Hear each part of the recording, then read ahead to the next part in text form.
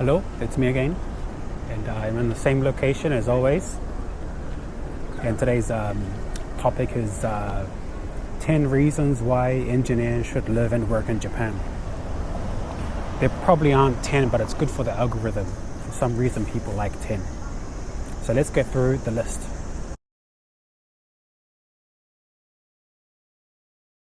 So some of the reasons you should. So the first one is, and I think it depends on which country you come from. It makes sense, but there are so many jobs in Japan. Of course, it's not just that there's a shortage of engineers. There's a shortage of workers with a declining population and whatnot. And also remember, it's the third largest economy, so you need a strong workforce for that. So that's the first reason. Yeah, there are so many jobs. So it's not even just with tech. With anything, there's jobs everywhere. So even if you fail, you can work at a convenience store so easily, or anywhere you can work. Another reason is even if you're a low level or junior engineer, you'll be working on large companies' projects pretty quickly. So my first year as a, let's say, junior, I was working straight on Sony projects or straight on NTT or any of these large companies in Japan. You will be working pretty quickly with some of their projects. That doesn't mean that maybe, for example, you have, let's say, Sony, then you have a medium-sized company, then you have your small company that you're in. So you could be the third in the food chain, but you will be working on these projects. And that's it gives you confidence. So, for example, in my case, I'm from New Zealand, and in New Zealand, we don't have the average engineer doesn't have access to the biggest companies' projects. So you'll be working on those large projects pretty quickly, and it's a great thing, especially for a junior developer. So another one is maybe you see the prices of the income is not so high for junior developers, but you can afford to live here. If you're a junior developer in Auckland City, to have your own place to rent, you would need at least $400 a week, like $1,200 a month.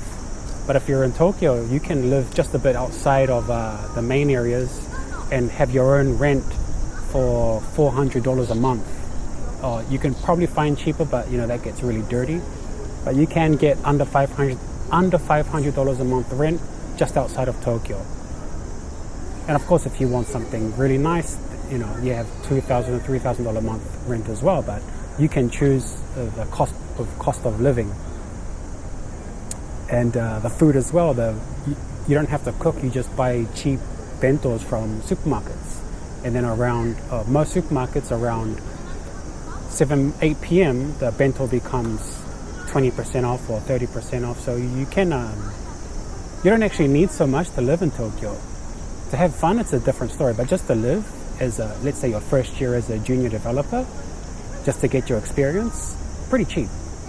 Way cheaper than Auckland City. I think some of you live maybe in America, their prices are crazy in New York, I suppose. But Tokyo, you can choose. And of course, you have to bring up that you can learn Japanese. I know this sounds silly, but there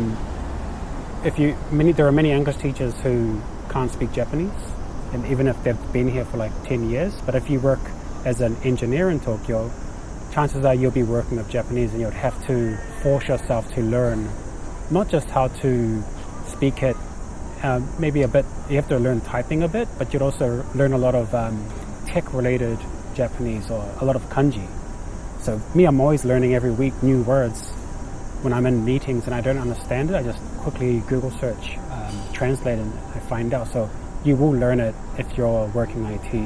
You can't, unless you're in one of those Western companies that don't speak Japanese at all, but there's not so much of them. There's not so much of them around. And the next one, depending on where you come from, like these answers or these reasons can vary, but safety is important. And in Tokyo, I've never felt unsafe, and I've walked through everywhere. I've walked through all types of streets all over Japan and Tokyo, even Osaka. They say some areas are a bit dangerous, But really, like, New Zealand is not as dangerous as, let's say, some areas in Brazil or some areas in America or maybe whatever country you come from. But I've never felt unsafe. Maybe because I'm a tall, hairy guy. But safety is so important, right? So maybe you can get a really nice salary in Silicon Valley, but you'd have to live somewhere where homeless people are around, or maybe you can get a really good income in Sydney, but it's not safe as much as you. I mean, it's not the safest of shit. I'm just saying is Tokyo is so safe. I have never had a street fight or anything in the last 11 years. I've never been in a kind of argument with a person where I have to feel like I have to fight them. But if you're in Auckland City and you're just enjoying the weekend somewhere, there's always going to be someone who wants to fight you or something. So that kind of stuff doesn't happen. No one steals your stuff. I left my phone and GoPro on the table, and I can walk around and it'll still be back here.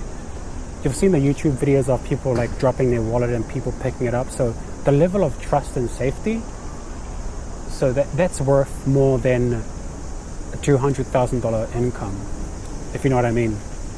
So safety is awesome here. You never have to worry. No one's going to steal stuff.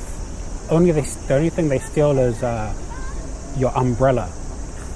Because no one's going to hurt you. No one has a gun. I mean, the news saw that guy, but it's so rare that someone has a gun or anything, or even knives. I've never been in a fight.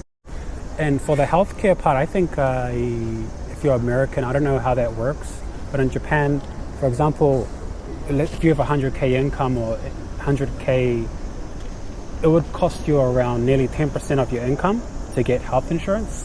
And then what that covers is that if you go to the hospital, I think 70% of it is covered through your health insurance. The rest of the 30% you have to pay out of your pocket. So I'll give you an example. You go see the doctor for some medicine. Maybe it costs you 1,000 yen, like $10 or something, or $20. You go to the dentist.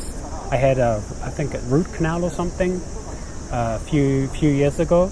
I didn't have health insurance, so I was paying a few $100s at least for like 5 times I went to the dentist. If I had health insurance, it would only cost me like $10 or $20, $30 max for each time I saw the dentist. So the health care is pretty good here. I don't know for how long, for 5 or 10 years from now, there's some issues with that. But for now, healthcare is pretty good. If I have an issue, there's so many doctors around. And that's healthcare is great and safe, clean, and all that. Another important thing I think is if you, especially Tokyo or maybe Osaka, if you live here, there's no. I can only give you my case in New Zealand. So in Auckland City or New Zealand, or especially now even probably in America, people hassle you about stuff. And it could be social, it could be a religion, it could be a political idea. And that's quite tiring because, things are always changing every year. So when you go to the office, people are not asking, what do you think about this issue in social? Do you agree or disagree? Like, there's nothing like that in Tokyo. So that good part is people just leave you alone. And I think that's what I like. One of the things I really like about Japan is they just leave me alone. I'm a foreigner. They know I'm a foreigner. I just work for a company. And I've never been asked things about religion. I've never been asked about what do you think about this war or something. When you ask someone, they just say, "Oh, that's really bad. I don't know about it. Oh yeah, that's sad. I feel sorry for them." But they never go off like, "Oh yeah, that politician." It's not normal. So everyone leaving you alone is a really good reason to come here. You can enjoy whatever sub-genre you want, and you will be left alone, and that's cool. Especially from where I come from, it's everyone trying to tell you stuff, so that's interesting. And so I think this is 8 or 9, I'm not counting, I just used 10 for the algorithm, but anything related to anime or manga or Japan related games, you will be the first to have access to it. So I have a brother who loves, and is my nephew, who loves Pokemon cards. So I just get a whole bunch of cards, and I can send it to them as a gift. I'm not into so much into manga or anything anymore, but if you like One Piece, like everything around here is One Piece right now. So they're doing a massive marketing promotion right now. So if you live in, let's say, America or New Zealand, you'd have to wait a long time to get the latest anything related to Japanese pop culture. So I think I remember another really cool thing is I like Tekken, if you know Tekken. And then 2014 was location testing. So I was one of the first people to try Tekken 7 at the location test. Now, I might add the image here of the poster, but so having that is so cool. Like I can say, yeah, I was one of the first people to public to test a new game. So gaming, anime, all that, you're the first in and you're the first served. So that's really cool. Oh, and not to mention, if you want figures, if you want any figure of anime, like they're so cheap here, they're everywhere. You can get them online. People even give them away for like dirt cheap. So if you want to collect your lifelong anime figure, you can do it here. It's easy. You don't have to pay so much. Like New Zealand, I saw the prices, crazy. Even I saw Pokemon card prices, and it's just the prices are a bit too crazy for non-Japanese. But if you're in Japan, it's so cheap. It's everywhere. I collect, my little collection is really dumb. I collect game books. So let's what do you call it? Guidebooks, gaming guidebooks, like Final Fantasy VII guidebook or Tekken 3 guidebook. And when I look at it, I have that nostalgia feeling. It's so cool to collect. So any collection kind of thing related to PlayStation, it's all here, and it's awesome. I don't know what number this is. I just say it's number 10, even though it's probably number whatever. But if you live here, it's a great hub to travel around East and Southeast Asia. The flights are very cheap, and you'll be getting paid in yen, so it'll be pretty good when you travel around. So I've traveled to Vietnam, of course, Thailand, Cambodia, kind of East Asia, Korea, Southeast Asia, and Korea, East Asia. I haven't been to China, but maybe someday it'll be pretty interesting to go. Even Taiwan, I would love to go. It's quite close by. But from a Westerner's standpoint, it's a great hub to travel around East and Southeast Asia during the holidays. So that's pretty cool. And the flights are cheap. Another thing you'll realize coming here is if you keep your diet more to a Japanese type of diet, then you will lose a lot of weight and you will be healthier. You'll be eating more seaweed. You'll be eating less pies if you come from New Zealand. Pies are delicious, but pies and fish and chips are delicious, but it's not good for you. That stuff is full of all sorts of nasty things. So you'll be eating sushi a lot more, fish, seaweed, just all these kind of healthy Japanese foods. Even the snacks, like I can't eat Tim Tams anymore. You know Tim Tams? The Australian sugary, that will kill you. I don't know if it'll kill you, but I feel like if I have it now, if I have a Tim Tam now, if I have one, I feel sick. I feel like I've committed sin. That's how bad it is. So you'll start to eat Asian snacks or Japanese-like snacks where, yeah, there's a bit of sugar and flavor, but it's not the levels of Tim Tams. Then, geez, man, the West, our diet is terrible. New Zealand, the diet's terrible. The food is delicious. I love myself pies and bakery food, scones, muffins. Yeah, of course, but this is not healthy. This is why a lot of us guys are fat. I mean, I'm not fat, but a lot of Westerners are fat because of diet. So basically, that's my rant is you will lose weight and you will be healthier if you want to. Because it's so, and also the portions are smaller. Everything's smaller, so you'll eat less, which you should eat less. I'm not fat shaming.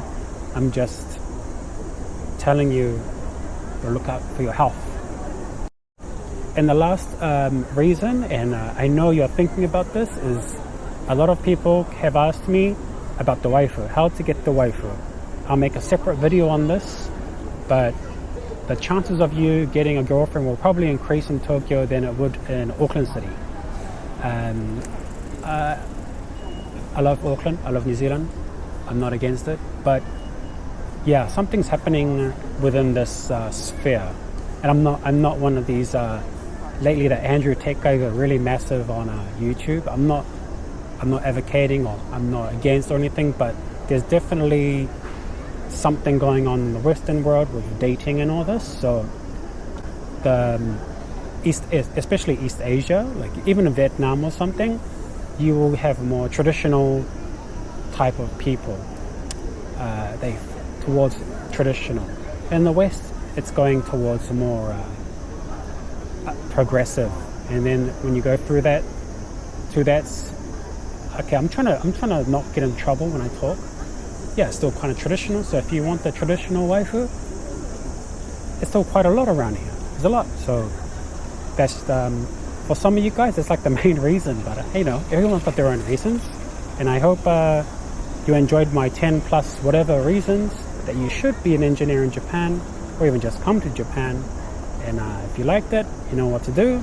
Any questions? But my question to you, you can write in the bottom, is what would be the top reasons you want to come here? Or if you are here, what are the top reasons you are here? And be honest, you know, if it's for the waifu or if you want it for the hentai, whatever your dirty mind, whatever you want to do, let me know. Yep, and that's for me. Thanks.